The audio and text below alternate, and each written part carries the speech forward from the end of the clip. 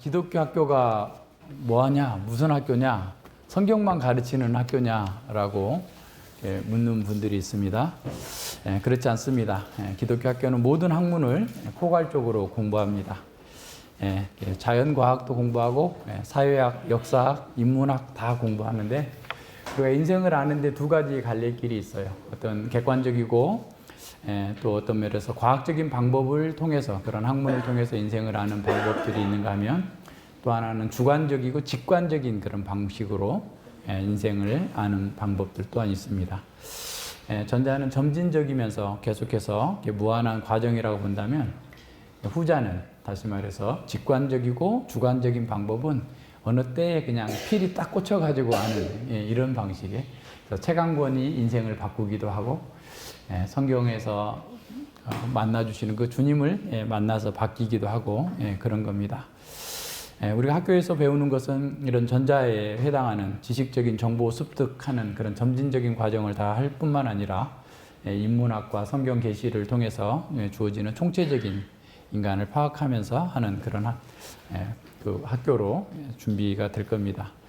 그래서 예전에는 교양 있는 사람을 길러내는 데는 어떻게 보면 객관적이고 과학적인 지식보다도 직관적이고 주관적인 지식이 더 큰 영향을 미쳤다라고 해왔는데 요새는 이제 모든 게 돈의 소리가, 자본의 소리가 다른 소리들을 다 압도해버리기 때문에 돈 버는 직업이 뭐냐 여기에 쏠려서 학문이 대학에서도 인문학이라든가 이렇게 이런 과학 문과 대학이 거의 폐쇄할 정도로 이렇게 바뀌고 있다라고 합니다.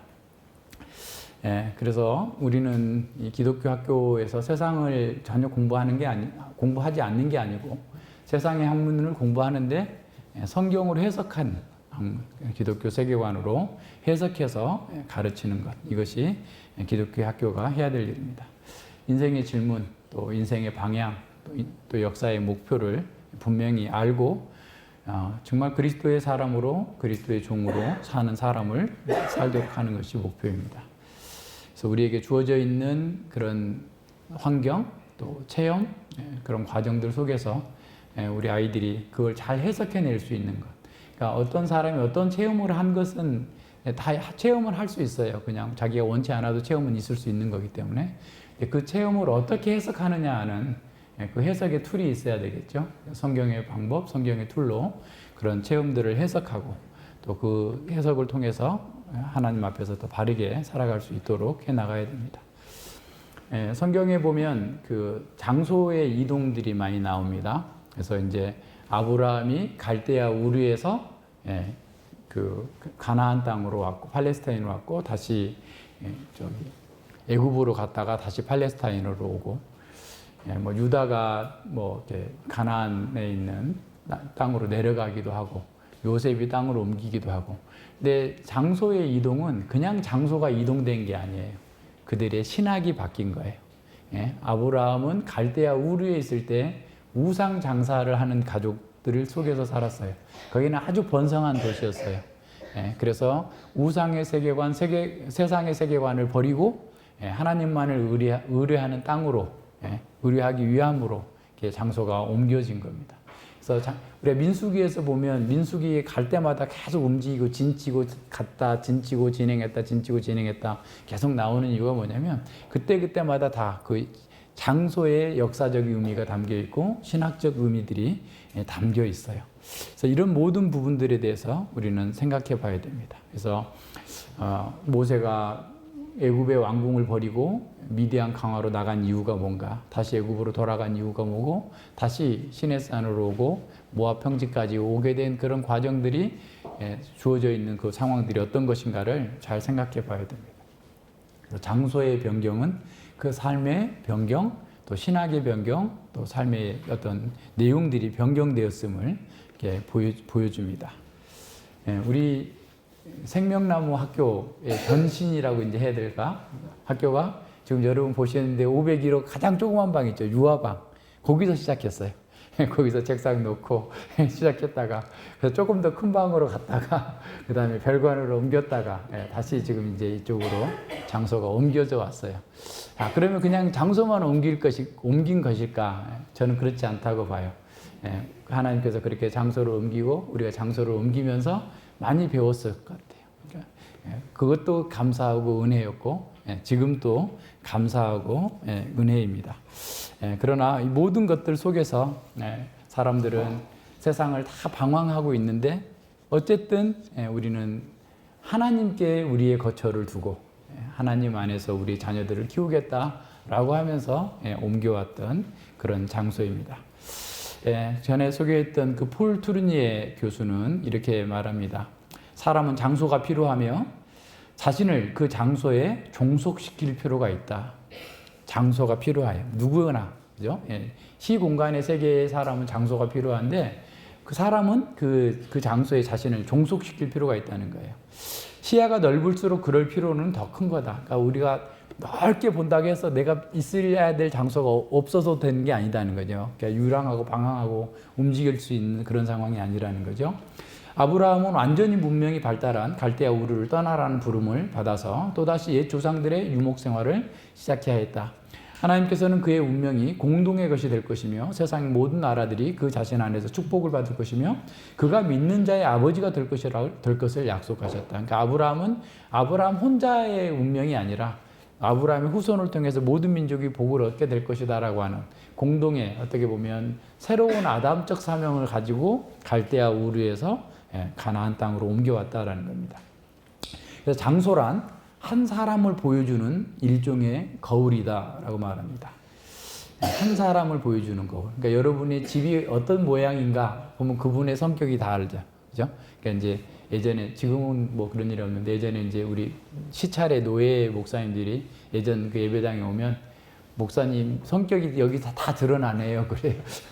그 인테리어 해놓은 거 보니까 목사님이 어떤 분인지 알겠어요. 라고 이렇게 얘기를 하던데 그렇습니다. 장소란 그 사람을 보여주는 일종의 거울입니다. 그래서 그 사람과 그가 속한 장소 간에는 밀접한 관계가 있다라고 말합니다. 각 장소는 각 개인의 상징적인 의미를 지닙니다. 인간의 모든 삶은 장소의 신화 속에 표현되어 있다라고 말합니다. 그러니까 우리가 거하는 곳, 우리가 거처하는 곳, 그 장소 속에서 우리가 누구인지, 어떤 사람인지, 무엇을 지향하는지가 드러나야 됩니다. 우리 생명나무 기독교 학교는 성도들의 헌신과 기도를 통해서 이렇게 복되고 아름다운 장소로 이동했습니다. 이 이동은 단지 작은 공간의 이동으로 그치지 않고 우리 공동체가 하나님의 뜻을 받들겠다라고 하는 이정표와 같다라고 생각합니다. 그것이 이번에 우리가 옮기는 장소의 신학이라고 저는 생각합니다. 우리 아이들을 세상의 정신을 따르도록 가르치는 장소에서 하나님 나라의 사상을 가르치는 장소로의 이동입니다. 예수님께서 마태복음 26장에서 십자가를 지시려고 불어 예루살렘으로 죽음을 각오하고 장소를 이동하셨어요. 그 장면에서 보면 세 부류의 사람들이 나옵니다. 예수님은 죽음을 위해서 예루살렘으로 가고 제자들은 어디로 갈 바를 몰라서 예수님이 잡히니까 다 도망가고 유다는 예수님을 팔기 위해서 장소를 바꾸고 그런데 한 여인이 그 사이에 나와요. 그러니까 대제사장들은 예수님을 죽이기 위한 장소에 모여 있고 유다는 예수님을 팔기 위해서 장소로 떠났고 제자들은 어디로 갈 바를 몰라서 우왕좌왕 하는데 향유를 부은 한 여인이 그 사건 중앙에 나와요. 26장 5절로 아마 그 뒤에 나오는, 그러니까 26장 1절로 14절까지 중에서 그 1절로 4절까지가 예수님의 이동과 제자들의 이동, 유다의 이동, 그 뒤에 또 14, 16절에 유다가 파는 장면이 나오는데 향유를 부은 여인이 나와요. 향유를 부은 그 여인은 자신의 헌신의 장소로 간 거예요. 자기 전 재산을 가지고 헌신의 장소로 가서 이 세상 누구도 할 수 없었던 아름다운 헌신을, 그 기름을 예수님께 부어드린 겁니다. 우리가 있어야 될 곳, 우리의 장소의 변화는 우리가 하나님과의 맺는 관계와 연결이 되어 있습니다. 우리가 하나님을 어떻게 이해하는가, 어떻게 하나님과 관계를 맺고 있는가가 우리가 거처하는 장소와 연결되어 있다는 것을 생각해야 됩니다. 하나님과 역사, 인간 행복에 대한 근본적인 이해로부터 장소의 이동은 시작됩니다. 생명나무 기독교 학교는 이제 세 번째 장소를 옮깁니다. 장소를 옮길 때마다 큰 기쁨이 있었고 감사가 있었습니다. 그런데 이번에 아주 특별한 경험을 하면서 큰 기쁨을 가지고 이 장소로 옮겼습니다. 70대 노인들도 우리 고사리 손의 아이들도 이 장소를 위해서 헌신하고 함께 했습니다. 기도와 헌신으로 만들어졌습니다. 지금 이 자리에 계시지 않지만 또 크게 헌신해 줬던 그 성도님도 기억이 납니다. 지금도 꾸준히 헌신해 주시고 계시는 성도님들 또한 기억합니다. 하나님께서 그들을 기억해 주시고 그들에게도 동일한 복을 주실 줄 믿고 기도합니다. 어떤 사람들의 눈에 보기에는 이 일이 굉장히 작은 일처럼 보일 수 있습니다. 하지만 바로 이곳에 우리의 고백 속에 우리의 헌신 속에 하나님이 계신 줄 믿습니다. 말씀으로 하나님께서 함께 하시고 우리의 기도에 응답하시는 그런 거처로서의 역할을 하게 될 겁니다. 아무리 화려하고 아름다운 건물이라 할지라도 하나님이 계시지 않는 곳은 폐허와 다름이 없습니다. 왜냐하면 그곳에는 생명의 역사가 없기 때문에 그렇습니다. 그러나 이제 새로운 장소에 하나님께서 생명을 주시고 역사를 주관하시는 그 하나님께서 함께 거하실 것을 믿습니다. 이곳에서 언약의 자녀들이 자라고 하나님 나라를 위해서 헌신하는 거룩한 용사들을 길러낼 것입니다. 그래서 방 이름을 하나는 에스라, 하나는 느헤미야 했습니다. 에스라와 같은 학사가 나오기를 바라고 느헤미야와 같은 지도자가 나오기를 바라는 마음으로 그렇게 했습니다. 우리 모두가 다 또 그런 자녀들을 키우고 길러내는데 복되게 쓰임 받기를 원합니다.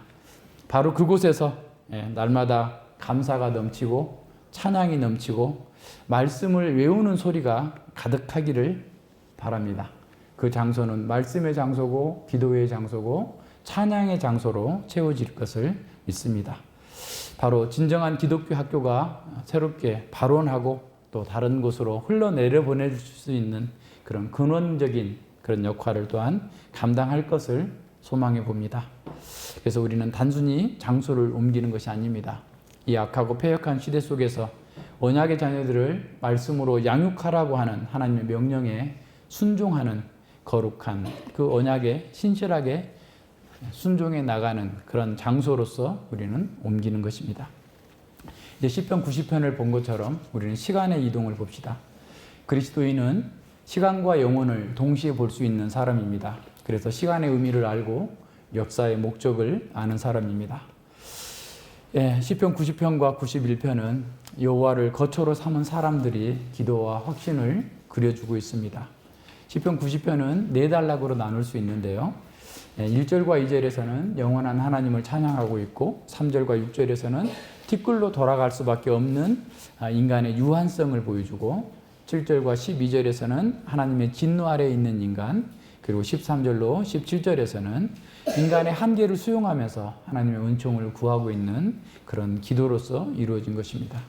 그래서 보면 주는 대대에 우리의 거처가 되셨습니다 라고 했어요.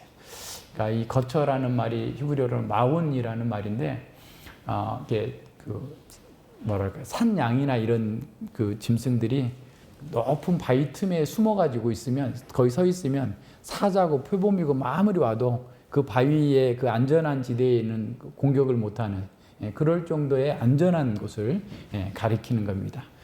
동물의 피난처였던 거죠. 그래서 온갖 소용돌이치는 그 역사의 혼란 속에서도 공동체의 안정과 또 보금자리가 되신 그 하나님을 바라보면서 그 하나님께서 천지와 만물을 창조하신 영원부터 영원까지 자존하신 그런 하나님이시다. 그 하나님께서 시간을 창조하셨고 그 하나님께서 공간을 창조하셨음을 고백하고 있습니다. 3절로 6절에서는 우리 정말 주님은 피난처였는데 갑자기 우리 인생이 죽을 인생임을 보게 하십니다. 주께서 사람을 티끌로 돌아가게 하시고 말씀하시기를 너희 인생들은 돌아가라 하셨사오니 그랬어요. 티끌, 산산조각 나다, 먼지다, 심지어는 고환이 터졌다 이런 의미입니다. 인간이 강철처럼 보이고 강한 것처럼 보이지만 실상 가장 작게 부셔질 수밖에 없는 티끌과 같고 먼지에 불과한 것을 보여줍니다. 예, 그리고 가슴 아픈 후회가 그 속에 또한 담겨 있어요. 예, 어려움이 있는 거죠. 예, 인생들은 돌아가라. 티끌로 돌아가라. 왜 그랬을까요? 창세기 3장 19절을 반영하고 있죠. 너는 흙이니 흙으로 돌아가라. 하나님을 반역한 사람들은 유한성, 티끌이 돼서 다시 돌아갈 수밖에 없는 그런 상황입니다. 영원하신 하나님과 티끌로 돌아갈 수밖에 없는 인간의 모습을 이렇게 그려주면서 우리가 누구인지를 봅니다. 4절에 봅니다. 주의 목전에는 천년이 지나간 어제 같으며 밤의 한 경점 같을 뿐입니다. 라고 그랬어요. 티끌로 돌아갈 수밖에 없는 그 인생이 얼마나 부질없고 허무한가. 예, 하나님께서는 인간이 가장 긴 세월을 산다고 생각하는 천년이라 할지라도 그것은 하나님 앞에서는 한 경점, 밤의 한 경점, 4시간 정도밖에 안 되는 정도밖에 안 된다라는 거예요. 그러니까 이 말은 무슨 말입니까? 인생은 티끌이면서 동시에 하루살이 같다라는 거예요. 따지고 보면. 그렇게 유한한 존재라는 거예요. 그래서 5절에 보세요. 주께서 저희를 홍수처럼 썰어가시나이다. 저희는 잠깐 자는 것 같으며 아침에 돋는 틀 같으니다 그랬어요. 홍수처럼 쓸려가는 인생. 그냥 뭐 일장춘몽 같은 한번 자고 깼더니 인생 끝난 것처럼 보이는 그런 인생. 아침에 돋는 풀 같은 인생. 인생 무상을 얘기하고 있는 거예요. 그 의식할 틈도 없이 벌써 이렇게 시간이 지나갔구나 라고 느낄 만큼 빠른 시간이라는 거죠. 예. 그리고 풀에 대해서 설명하죠. 풀은 아침에 꽃이 피어 자라다가 저녁에는 뱀바 되어 마른 아이다. 정말 풀 같은 인생, 자라고 꽃 피고 뱀바 되는데 그것이 뭐 그냥 한순간에 동시에 일어났다가 없어지는 것과 같은 그런 상태로 시간이 금세 이렇게 지나가고 있음을 보여줍니다. 근데 왜 그렇게 됐느냐? 7절 이하에서 그래요. 우리는 주의 노에 소멸되며 주의 분내심에 놀라나이다. 불처럼 유한한 인생이 하나님의 분노 때문에 더욱 고통 가운데 있음을 보여줍니다. 다시 말하면 죄의 값은 사망인 거죠. 인간의 유한성, 왜 이렇게 티끌처럼 됐고 하루살이처럼 됐는가? 그 인간의 죄에 대한 하나님의 진노가 있다. 우리 로마서에서 공부한 거, 창세기에서 공부한 거, 그거 그대로 나오는 거죠. 인간의 하나님의 진노에 사람들은 소멸됩니다. 예, 주께서 우리의 죄악을 주의 앞에 놓으시며 우리의 은밀한 죄를 주의 얼굴빛 가운데 두셨사오니 했어요. 예, 주님의 얼굴빛, 우리의 모든 죄가 다 주님 앞에 쌓여 있어요. 우리는 모르고 인식하지 못하지만 주님은 다 알고 계세요. 근데 내가 속으로, 마음속에서 은밀하게 감추고 있는 죄마저도 주님의 얼굴빛에서 나오는 그 서치라이트와 같은 밝은 빛으로 다 들춰내시고 보고 계시다라는 거예요. 예, 그러면서 9절에서 그럽니다. 우리의 모든 날이 주의 분노 중에 지나가며 우리의 평생이 일시간에 다했나이다. 인생이 아무리 아름답고 단단해도 한숨, 숨 하나만큼 일시간에 그냥 싹 지나가는 것처럼 완전히 사라진 그런 인생의 짧음을 이와 같이 표현하고 있는 거예요. 예, 10절에 보세요. 예, 우리의 연수가 70이요 건강하면 80이라도 그 연수의 자랑은 수고와 슬픔뿐이요 신속히 가니 우리가 날아가나이다 그랬어요. 예, 잘 살아야 7, 80년 건강하게 살 수 있는데 그것도 슬픔과 수고로 채워질 뿐이라는 거예요. 화살처럼 신속히 날아가요. 화살이 딱 날아가서 그냥 관역이라도 딱 맞춘다면 그래도 그 사람은 잘했네, 뭔가 업적을 남겼네라고 할 텐데 어디로 날아갔는지 그 화살을 찾아낼 수도 없는 이런 어떤 보잘것없는 부질없는 그런 인생의 모습을 이와 같이 표현해주고 있는 거예요. 어디로 날아갔는지도 모르게 날아가 버린 거예요. 11절 보세요. 누가 주의 노의 능력을 알며 누가 주를 두려워할 때로 그 주의 진노를 알리일까? 누가 알겠어요? 아무도 사람들은 이 주님의 진노와 그 주님의 위력과 주님의 권세를 인식하지 못하는 거예요. 시인은 주님의 분노를 온몸으로 느끼면서도 주님의 품으로 다시 돌아가고자 하는 발버둥인 거예요. 누가? 주의 능력을 알고 누가 주의 노의 능력을 알고 누가 주를 두려워할 대로 주의 진노를 알리일까라고 하면서 나갑니다. 12절에서 이제 전환점이 나오죠. 우리에게 우리 날 계수함을 가르치사 지혜의 마음을 얻게 하소서. 그러니까 먼저 우리 날을 계수한다라고 할 때 내가 몇 살까지 남았나, 내 죽을 날이 얼마 남았나, 이거 계수하는 것이 아니에요. 그건 뭐냐? 우리 인생의 목적이 어디에 있는가? 응? 그것을 알고 그 인생의 목적에, 역사의 목적에 내 인생을 맞춰가는 것을 의미하는 거예요. 응? 그러니까 인생의 허무와 고통에서 벗어날 수 있는 길은 하나님의 지혜를 얻는 거예요. 하나님의 가르침을 얻는 겁니다. 지는 하나님께서 죽음에서 벗어나게 해달라거나 영원히 살게 해달라고 그런 기도를 한 거 아니에요. 오히려 자신의 인생을 셀 수 있는 지혜, 내 인생의 목표가 무엇인지, 내 인생이 어느 방향으로 가야 될지 그 지혜를 알려주십시오.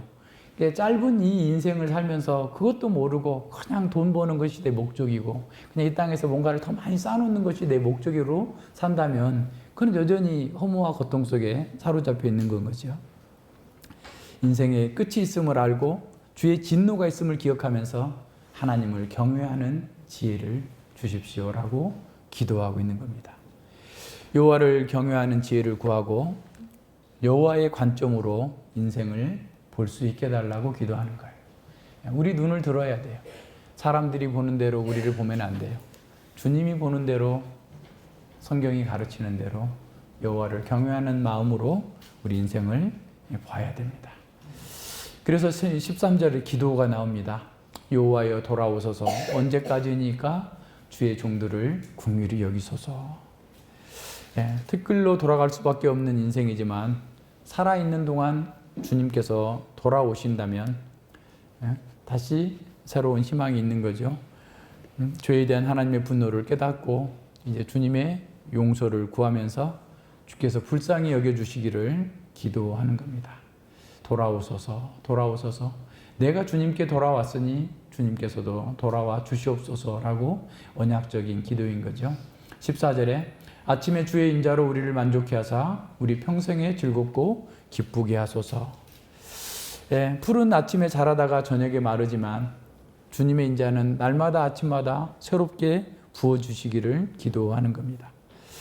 주님의 인자하심이 우리에게 임할 때 풀처럼 시들 수밖에 없는 우리 인생도 새로운 생명의 가능성을 얻고 그 생명 속에서 주님의 변함없는 신실함 속에서 평생 기쁘고 즐겁게 살 수 있다는 거예요.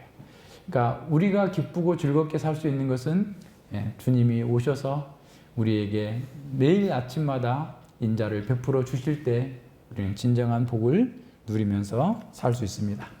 15절에 봅니다. 우리를 곤곡해 하신 날수대로와 우리의 화를 당한 연수대로 기쁘게 하소서. 시인은 또 이 시인의 믿음의 공동체는 오랫동안 고난을 겪었습니다. 고통 속에 있었어요. 이 고통이 그는 주님께로부터 왔다는 것을 압니다. 따라서 다시 우리가 주님께로 돌이킬 때 그 세월만큼 주께서 다시 기쁨으로 갚아주실 것을 믿고 기도합니다. 주께서 정확하게 셈에서 우리가 고난당한 것만큼 더 큰 은혜를 허락해 주시기를 원하나이다 라고 기도합니다. 그리고 16절에 보세요. 주의 행사를 주의 종들에게 나타내시며 주의 영광을 저희 자손에게 나타내소서. 시편 111편에서는 주의 행사를 여호와를 경외하는 자는 주의 행사를 알고 그를 연구하는도다 라고 그랬는데 주의 행사 어떤 겁니까? 주께서 베푸시는 구원의 역사예요. 그동안 하나님께서 구원의 출애굽의 사건, 그 이후의 모든 구원의 사건들을 기억하면서 그 영광을 다시 나타내 주시기를 간절하게 소망하는데 자손들에게까지 나타내달라. 주님의 영광, 주님의 영광스러운 통치가 자자손손 그들의 삶의 현장 속에서 나타나기를 기도하고 있습니다. 그러니까 우리의 자녀들, 우리의 후손들에게 자자손손 하나님의 통치가 미치고 하나님의 백성으로서 살아갈 수 있도록 그들을 위해서 기도하고 갈망하고 있어요. 17절을 봅니다. 주 우리 하나님, 하나님의 은총을 우리에게 임하게 하사 우리의 손의 행사를 경고케 하소서. 우리의 손의 행사를 경고케 하소서. 먼저 주님께서 우리를 견고케 하고 창조의 언약과 구속의 언약으로 함께 있었던 그 은혜 가운데에서 동참하면서 주님의 은혜를 누리면서 살 수 있기를 바라는 거죠. 17절을 직역하면 이런 겁니다. 우리 주 하나님의 즐거움이 우리와 함께 하시기를, 우리 손으로 하는 일이 우리를 위해서 번창하게 해주시기를, 그 일이 번창하게 해주시기를, 그런 거예요. 그러니까 하나님의 일을 하는 사람, 이 학교를 하는 사람, 학교를 다니는 사람이 먼저 하나님으로 인해서 즐거워해야 돼요.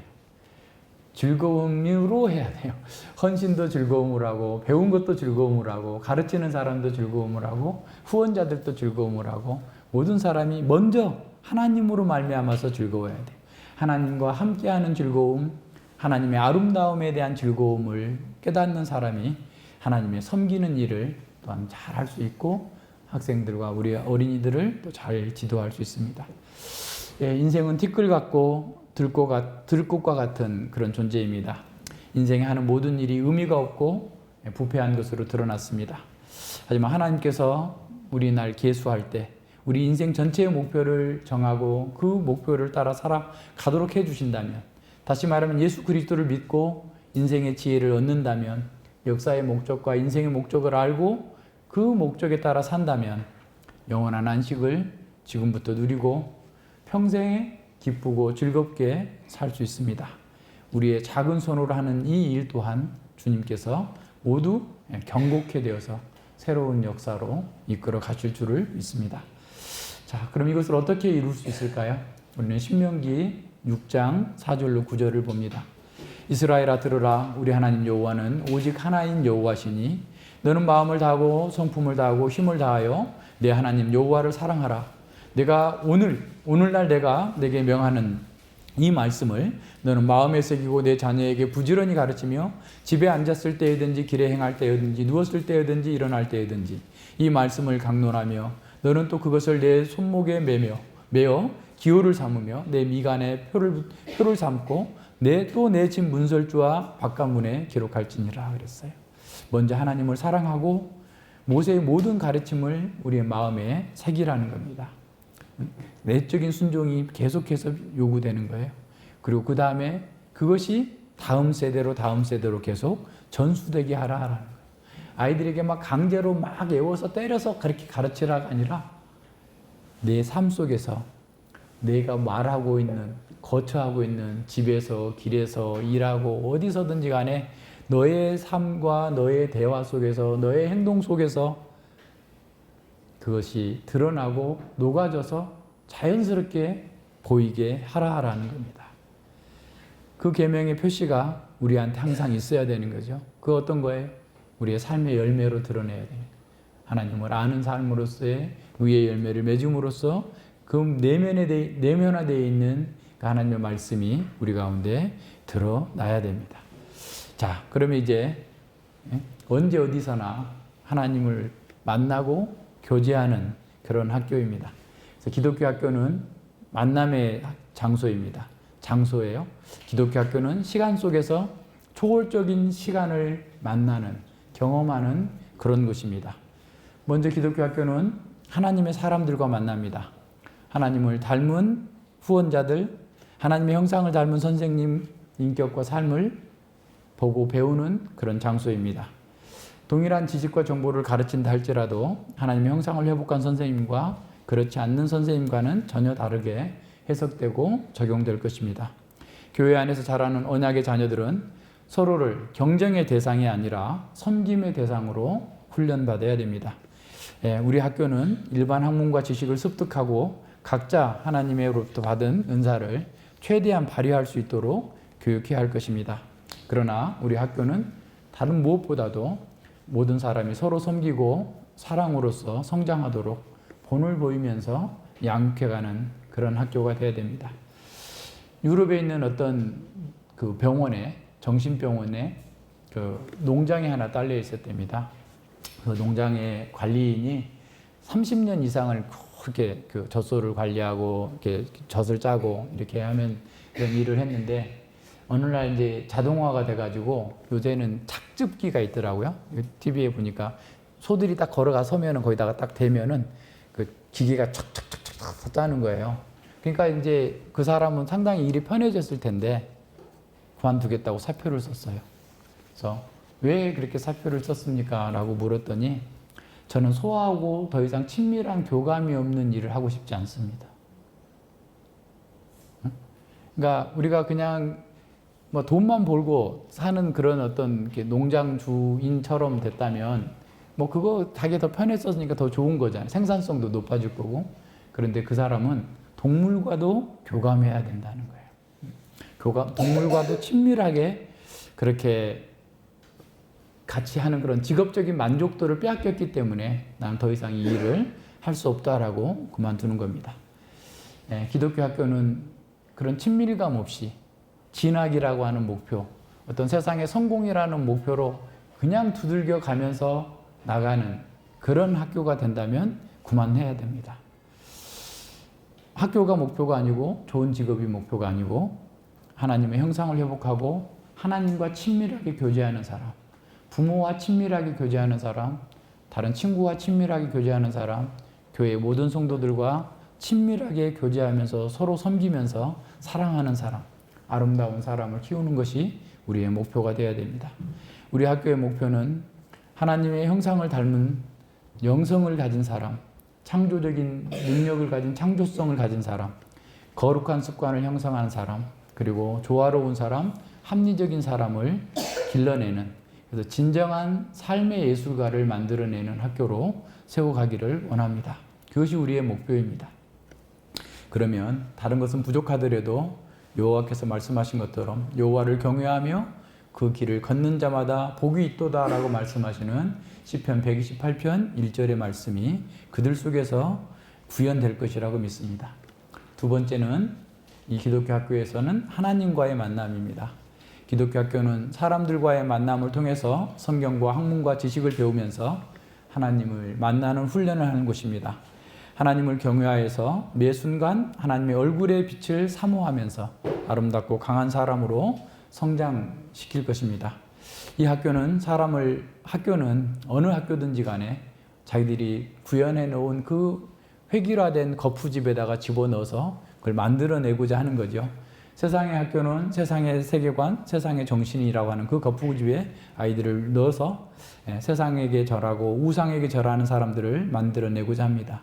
우리는 그것을 꿰뚫어서 봐야 됩니다. 그럼 기독교 학교는 하나님 나라의 사상과 하나님 나라의 세계관을 정립해 줌으로써 하나님을 경외하고 그분을 영화롭게 하는 사람을 만들어내는 것이 우리 학교의 목표가 되어야 됩니다. 그러나 이 일은 우리의 노력, 우리의 힘으로만은 불가능합니다. 시편 90편이 가르치는 것처럼 은혜의 기적이 필요합니다. 기독교 학교는 하나님의 은혜를 구하는 기도로 시작하고 기도로 진행하며 기도로 마쳐야 됩니다. 말씀과 기도로 매일 하나님과 교제하고 하나님의 영원한 경륜을 과거, 현재, 미래 동시에 보면서 텔레스코핑의 방식으로 바라보면서 현재 자신에게 주어진 자리에서 하나님의 동역자로 살도록 교훈하는, 가르치는 그런 학교가 될 것입니다. 이런 일에 우리가 쓰임받는 것이 얼마나 놀라운 은혜인지 모릅니다. 주 우리 하나님께서 우리에게 은총을 주셨습니다. 그리고 우리의 손의 행사를 경고케 해달라고 우리는 기도하면서 그 일을 갑니다. 기도하면서 즐거움으로 그 일을 헌신할 수 있기를 바랍니다.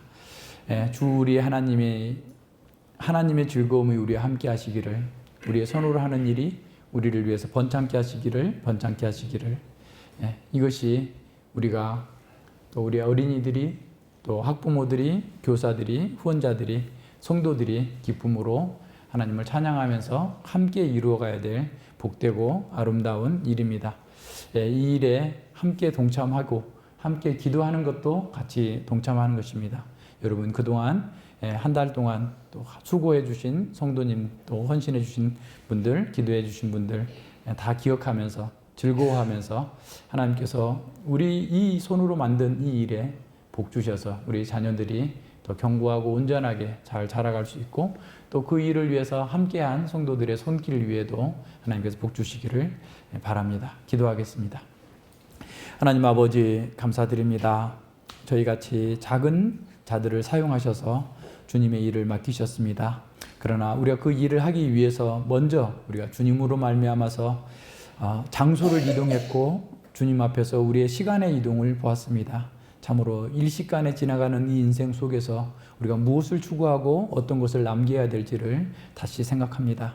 우리에게, 우리 자손들에게 이 복음과 언약을 상속해 줄 수 있는 학교를 세우게 하셔서 감사드립니다.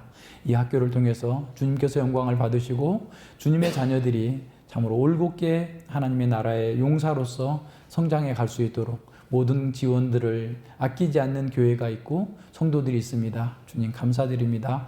기쁨과 감사함으로 그 일을 하게 하셨으니 또 장래에도 주님께 맡기고 우리 자녀들 또한 참으로 이 안에서 기쁨과 감사함으로 더 열심히 훈련받고 하나님을 위하여서, 교회를 위하여서, 또 이웃을 위해서 선한 일에 열심하는 하나님의 친 백성들로 잘 성장해 갈 수 있도록 붙들어 주시고 함께하여 주시옵소서.